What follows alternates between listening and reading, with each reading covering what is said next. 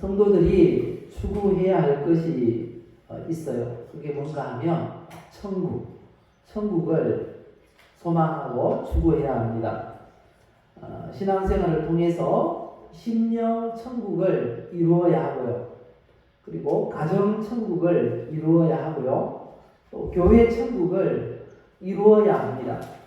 그리고 마지막 이 세상을 떠날 때는 영원한 천국을 이루어야 할 것입니다. 5월은 가정의 달입니다. 그리고 오늘 5월 21일은 무슨 날인지 혹시 아십니까? 예, 주일날. 21일을 부부의 날이라고 합니다. 둘이 하나 되는 날. 그래서 5월 21일을 부부의 날로 정했다고 합니다. 그래서 오늘 주신 말씀을 통해서 가정천국이라는 제목으로 말씀을 전하도록 하겠습니다. 이 예배 가운데 임재해 계신 우리 하나님 앞에 한번 고백합시다. 나는 하나님의 사랑을 받고 있습니다.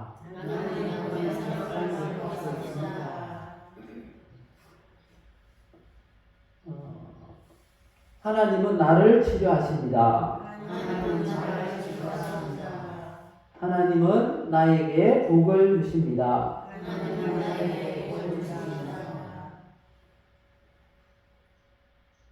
가정천국을 이루도록 도와주세요.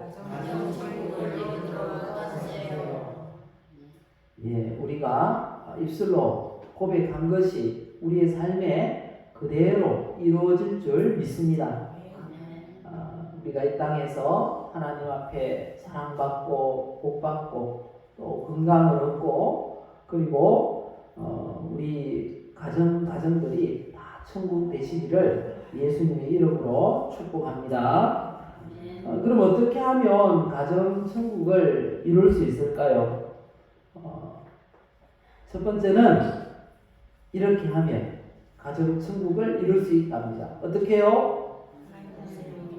하나님이 만들어 주시면 됩니다. 하나님이 우리 가정이 천국 되도록 만들어 주시면 우리 가정이 천국이 되는 것입니다. 오늘 읽었던 말씀은 에덴 동산에 관한 그런 말씀입니다. 하나님께서 아담과 하와를 지으시고 에덴 동산에 두셨다라고 말씀하시죠. 그 에덴이 무슨 의미인가 하면요, 기쁨, 즐거움이라는 뜻입니다. 그럼 에덴 동산은 무슨 뜻일까요? 맞습니다. 기쁨의 동산, 즐거움의 동산이라는 의미입니다. 이런 의미로 하나님께서 지으신 그 에덴 동산이 천국의 모델입니다. 천국의 모형인 것이죠. 지상 낙원이라 이렇게 부르기도 합니다. 그 에덴 동산이 어떤 곳인가 말씀을 읽었는데요. 다시 한번 보시면 오늘 본문 8절에서 14절까지를 보시면 에덴 동산은 하나님의 형상대로 지어진 사람이 살기에 가장 적합한 최적의 환경으로 구성된 그런 곳이 바로 에덴 동산임을 말씀하고 있습니다. 보기에도 아름답고 먹기에도 최고인 그런 이 열매를 주름주름 달고 있는 나무들로 꽉 차 있는 그런 곳이다 라고 말씀하고 있습니다. 그리고 물도 넉넉해요. 물도 넉넉해서 에덴 동산에서 강물이 흘러가는데요.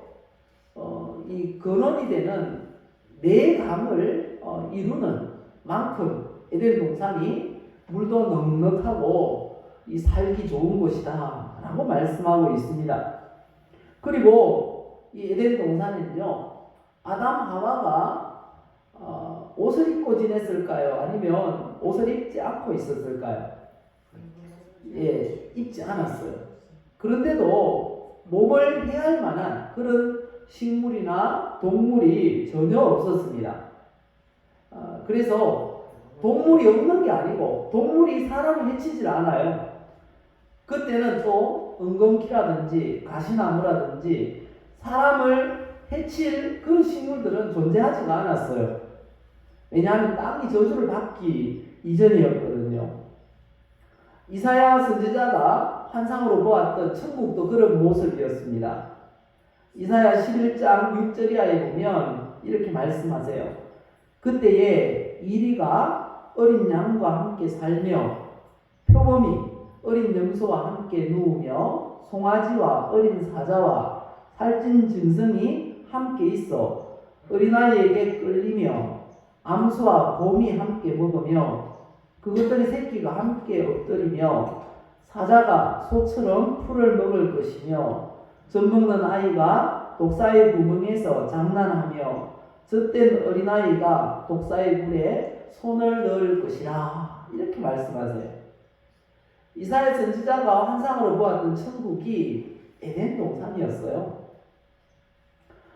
그런데 이렇게 완벽한 에덴 동산을 누가 만들었을까요? 아담과 하와가 만들었을까요? 아니요. 사람은 망가뜨리면 망가뜨렸지 만드는 건 잘 못해요. 사람들이 얼마나 일을 많이 저지르는지 아십니까? 태평양 한가운데 쓰레기섬이 있대요. 그 썩지 않는 쓰레기들 있잖아요. 플라스틱, 비닐, 스티로폼 이런 쓰레기들이 물에 떠내려오고 태풍 불 때 다 모여와가지고요 태평양 가운데 섬을 이루었는데 그 섬이 얼마나 큰지 우리나라에 남북 합친 우리나라의 16배 되는 큰 섬이 바다 한가운데 있대요. 사람들은요 이 망가뜨리는 일은 잘해요. 하나님이 아름답게 창조해 놓은 이 지구촌을 망가뜨리는 일은 잘해도 만드는 건 잘 못해요. 하나님이 만드셨어요.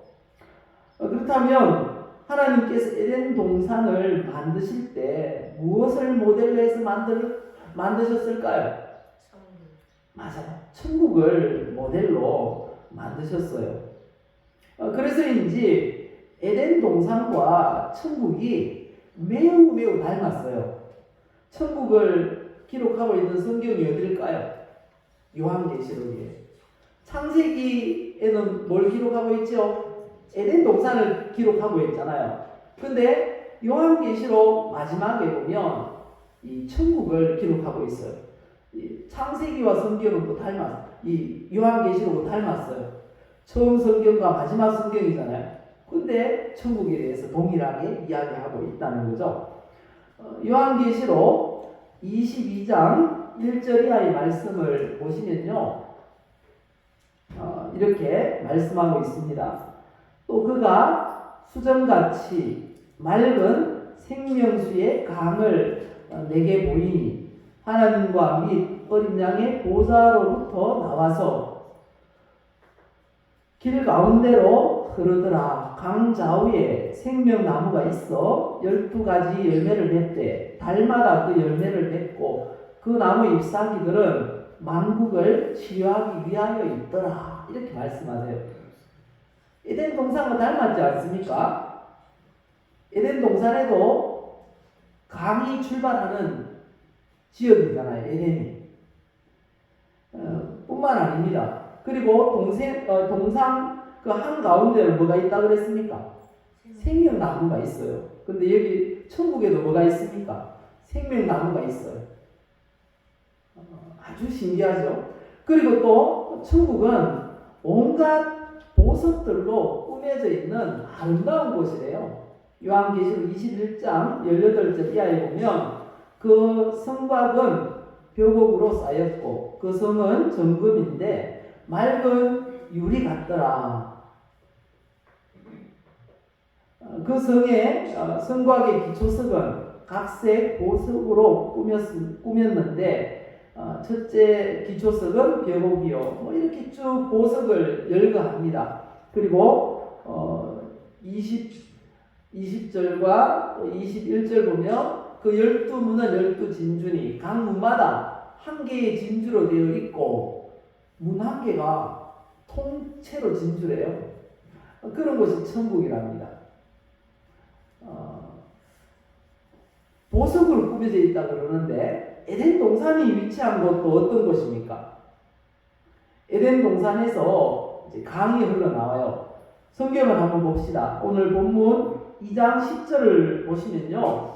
강이 에덴에서 흘러나와 동산을 적시고 거기서부터 달라져 네 근원이 되었으니 첫째 이름은 이손이라 금이 있는 하윌라 온 땅을 불렸으며 그 땅의 금은 순금이요 그곳에는 또 뭐가 있어요? 베델리엄과 호마노라는 보석도 있다 이렇게 말씀하고 있어요. 에덴 동산하고 천국하고 많이 닮았죠? 많이 닮았어요. 그래서 하나님은 사람이 가장 살기 좋은 그 에덴 동산을 만드실 때 천국을 모델로 만드셨다라는 것입니다. 사람이 살아가기에 가장 적합했던 그 에덴 동산은 바로 하나님이 만드셨어요. 이처럼 우리의 가정이 천국이 되기 위해서는 하나님이 만들어 주셔야 됩니다. 믿으십니까? 우리 하나님을 믿는 우리 가정마다 하나님께서 가정천국 이루실 줄 믿습니다. 그리고요, 어떻게 하면 가정천국이 이루어질 수 있을까요? 그 두 번째는 하나님을 주인으로 모셔야 한다는 것입니다. 에덴 동산이 지상 낙원, 복낙원이 될 수 있었던 가장 큰 이유가 뭔지 아십니까? 에덴 동산에 하나님이 계셨기 때문입니다. 창세기 3장 8절을 보시면요. 에덴 동산에서 하나님이 계셨어요. 그리고 하나님이 어떤 소리도 이렇게 내세요. 그래서 아담 하와가 하나님 오셨구나 알아볼 수 있었어요. 말씀하시죠. 그들은 누굽니까? 아담 하와죠. 아담 하와가 그날 바람이 불 때 동산에 거니시는 여호와 하나님의 소리를 듣고 라고 말씀하세요. 그리고 아담 하와가 천국의 이 모형인 에덴 동산에서 복락을 누릴 수 있었던 이유도 하나님을 주인으로 모시고 살았기 때문이었습니다. 하나님을 주인으로 모시고 산다는 건 하나님 말씀에 순종하며 산다라는 의미입니다. 아담과 하와가 하나님의 말씀에 순종하는 동안에는 에덴 동산 그 천국에서 살 수 있었어요. 아담 하와가 에덴 동산에서 살면서 하나님의 말씀을 지켰다고 하는데요. 하나님을 주인으로 모신다는 건 말씀을 순종하며 사는 거예요. 근데 아담 하와가 어떤 말씀에 순종하며 살았을까요? 오늘 본문 15절부터 17절까지를 보실까요? 15절부터 17절까지를 보시면요. 이렇게 말씀합니다. 첫 번째 그 명령이 뭔가 하면요. 에덴 동산을 경작하며 지키라 라고 하셨다는 거예요. 에덴 동산을 경작하고 지키라. 무슨 말일까요? 경작하다 하면 보통 밭을 일구는 걸 경작이라고 하잖아요. 근데 원어의 의미를 보니까 조금 달라요. 경작하며 라는 말은 아바드가 무슨 의미인가 하면요. 일하다, 섬기다, 봉사하다, 시중들다 라는 뜻이에요. 에덴 동산에서 시중들을 하는 거예요. 누구 시중들을 쓸까요? 맞아요. 하나님 시중을 든 거죠. 그리고 지키게 하시고 라고 하시는데 이 말씀은 무슨 의미인가 하면요. 히브리어로 샤마르라는 단어를 쓰는데요. 말 그대로 지키다, 준수하다, 언약, 의무, 율법, 법규 등에 면밀하게 주의하다 라는 뜻이에요. 하나님 말씀에 귀를 기울여 주의하면서 듣고 어떻게 해요? 말씀대로 하나님을 시중 들고 봉사한 거죠. 거기서 땀 파고 땀 흘리고 일하고 그런 게 아니라는 거예요. 하나님 말씀에 귀를 기울여서 듣고 말씀대로 살았다는 것을 의미하고 있는 것입니다. 그랬더니 하나님이 그곳에 주인이 되셨고 천국에서, 지상 천국에서 아담 하와가 행복을 누리며 살 수가 있었다라는 것입니다. 그리고 두 번째 명령이 있습니다. 이어서 말씀하시죠. 16절 보실까요? 같이 읽어봅시다. 여호와 하나님이 그 사람에게 명하여 이르시되 동산 각종 나무의 열매는 내가 임의로 먹어라. 두 번째 명령이 뭡니까? 임의로 먹어라 라는 것입니다. 임의로 먹어라. 우리 사랑하는 우리 성도님 여러분들 어제 저녁 식사하셨습니까? 그리고 밤에 잠을 주무셨죠? 그리고 아침은 혹시 식사하고 오셨습니까? 그리고 잠시 후에 예배 마치면 또 식사 같이 하실 거죠? 예. 그런데 왜 이렇게 아침도 먹고 점심도 먹고 저녁도 먹을까요? 배가 고파서? 아니에요. 하나님이 명령하셨기 때문에 먹는 거예요. 사람은 임의로 먹으라 하셨잖아요. 그 명령 때문에 먹는 겁니다. 우리가.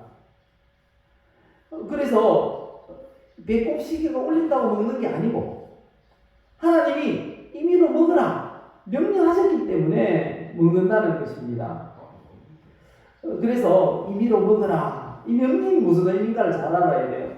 임의로 먹으라 라는 말은 그냥 음식물을 먹다, 음식물을 삼키다 라는 의미의 말씀입니다. 그냥 하나님이 먹으라고 하셨으니까 먹는 거예요. 근데 시도 때도 없이 먹을까? 아니에요. 배꼽 시계를 하나님이 장착해 주셨어요. 그래서 배꼽 시계 올리면 배고프구나, 먹어야겠네, 이렇게 먹는 것입니다. 하나님이 명령하셔서 먹는다. 먹으라는 명령을 주셨다.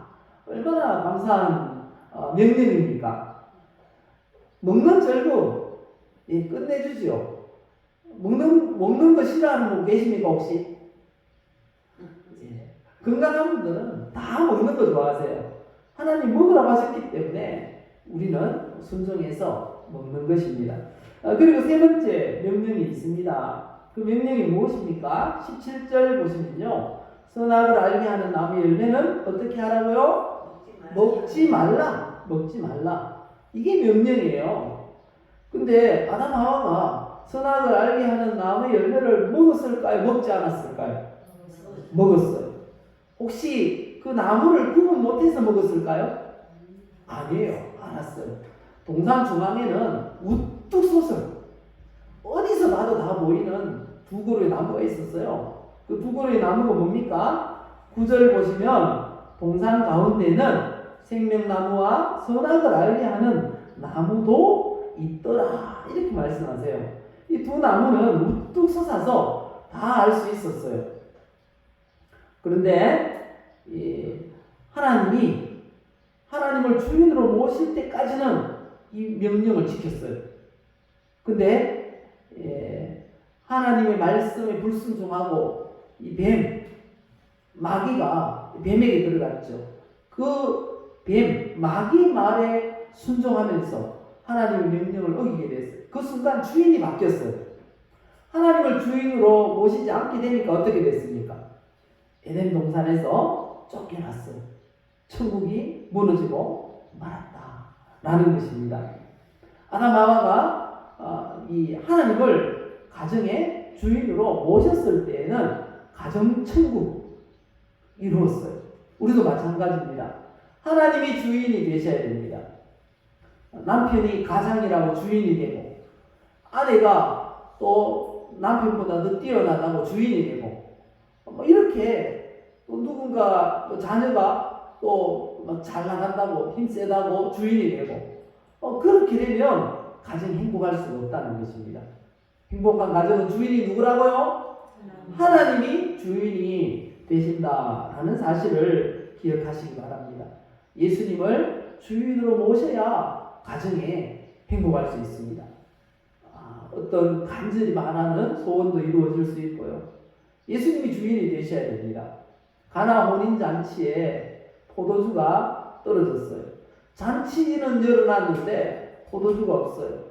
뭐 포도주는 우리나라에서 술 개념이 아니고요. 이스라엘에서는 잔치에 그거 없으면 뭐 잔치가 안 되는 그런 중요한 음식입니다. 그리고 포도주는 기쁨과 즐거움을 상징하는 것입니다. 잔치집에 꼭 그게 있어야 되는 거죠. 근데 없어진 거예요. 우리도 살다 보면 행복을 앗아가는 문제가 생길 수도 있고 어려움이 올 수도 있습니다. 그때 하나님이 주인이시라면 예수 그리스도를 주인으로 모시고 산다면 기적이 일어날 수 있는 것입니다. 가나 혼인잔치에 포도주가 떨어졌을 때 이 예수님 어머니 마리아가 종들에게 하인들에게 뭐라고 했습니까? 예수님이 무슨 말씀을 하시든지 그대로 해라. 시키는 대로 해라. 무슨 말입니까? 예수님을 주인으로 인정해라.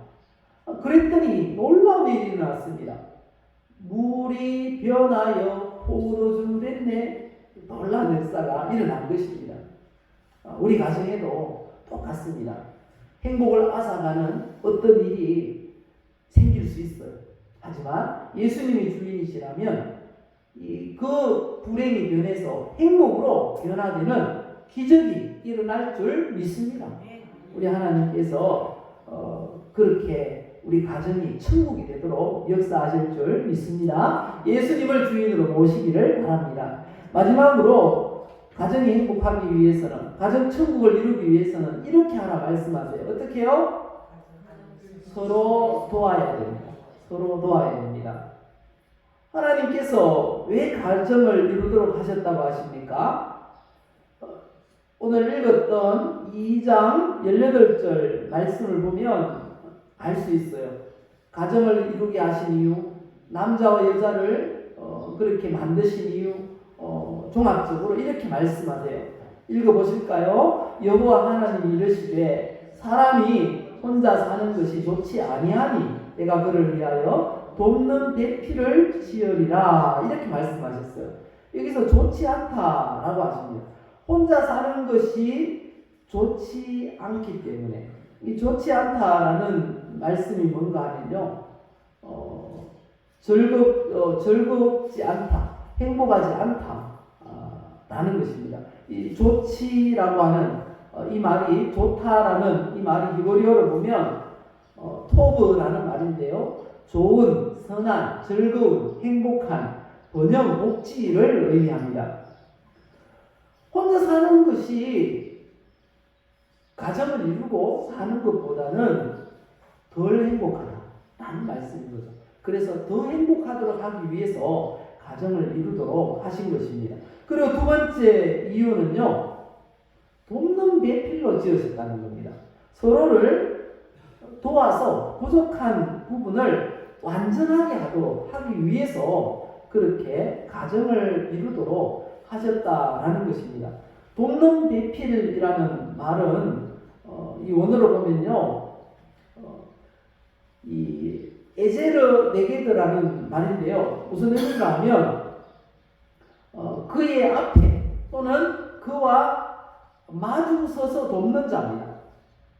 그의 앞에 그리고 마주 서서 돕는 자, 남편은 아내를, 아내는 남편을 서로 마주 서서 또 그 앞에서 돕는 자로 그렇게 세우셨다는 겁니다.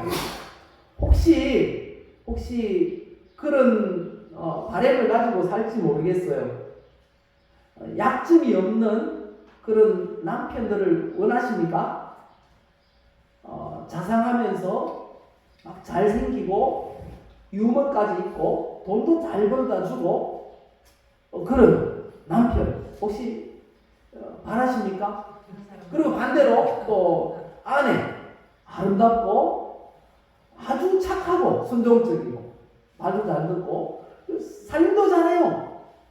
그 애들도 잘 키워. 게다가 또 돈까지 잘 벌어오네. 그런 아내를 바라십니까? 아, 예. 그런데 과연 그런 사람이 있을까요? 없을까요? 없어요. 아, 없습니까? 없어요. 예, 맞습니다. 없어요. 그래서 돕는 배필을 하나님께서 주셨다는 겁니다. 다 부족하다는데요. 부족해요. 아무리 그 허우대 멀쩡하게 잘생긴 사람 딱 만나서 반해가지고 결혼을 했더니 사람이 너무 착해. 사회성이 전혀 없어. 그래가지고 직장을 한 수십 군데로 옮겨요. 제가 아는 분의 고백입니다. 그러면서 하시는 말씀이 그냥 남편 잘생긴 거 그거 보고 그냥 그래도 살지요 하면서 부인이 막 열심히 일해가지고 그렇게 살더라고요. 그런 가정도 있어요. 어쨌든지 간에 어떤 가정이든지 간에 완벽하지 않다는 것입니다. 남편은 아내는 남편을 도와야 그 부족한 것마저 조금이라도 해소될 수 있다는 겁니다. 그러면 한 남자와 한 여자가 만나서 가정을 이루면 완벽할까요? 완벽한데 왜 싸웁니까? 그렇지 않아요. 완벽하지 않아요. 그래서 하나님은 사람들이 또 모여 살도록 마을을 이루고 그 마을들이 모여서 나라를 이루고 그렇게 해서 서로 복지라는 또 정책을 만들어서 도와주도록 그렇게 만들었다는 것입니다. 바로 에덴 동산은 돕는 배필이 있어서 서로를 도우면서 부족함을 채워주도록 해서 가정천국을 이루었다는 것입니다. 가정도 마찬가지입니다. 교회도 마찬가지입니다. 그리고 어떤 사회 공동체라도 마찬가지라는 거죠. 서로 도울 때 천국을 이룰 수가 있는 것입니다. 사랑하는 우리 예배자 여러분, 서로 도와서 가정천국 이룰 수 있기를 예수님의 이름으로 축복합니다.